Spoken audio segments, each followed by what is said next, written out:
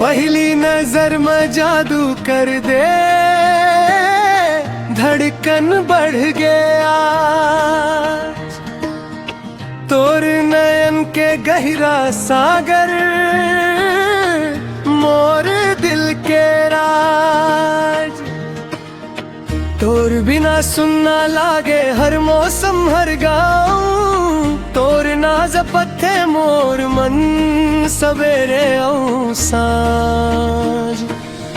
धीरे धीरे माया बढ़ गे, दिल में हो गे ठाम। तोर संग रही वो जन्म भर, यही मोर चाह। आखिले कहे दिल के बात, बोली के का काम रे।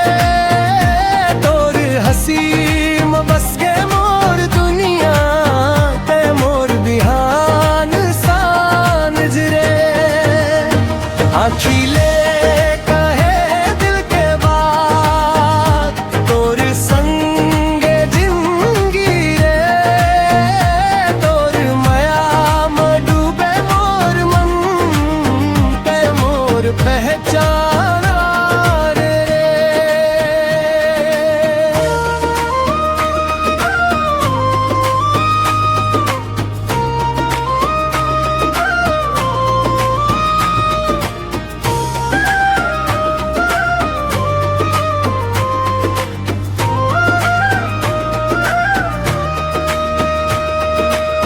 चंदा घलो शर्माए जाथे, तोर रूप ला देख।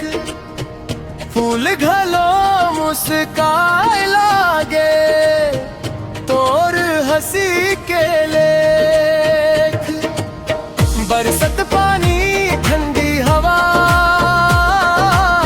संग संग चलबो आज। तोर हाथ माँ हाथ धर के, लिखबो माया के राज। भगवान ले ही मंगव कभू नहीं होए दूरी। तोर संग रहे वो जिंदगी भर, यही मोर मजबूरी। सपना में घलो ते आवस जागम, तभे मुस्काम।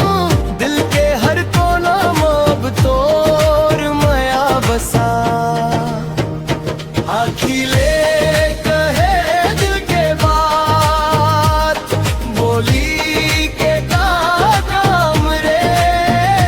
तोर हंसी में बस गे मोर दुनिया, ते मोर बिहान सांझ रे। आखिले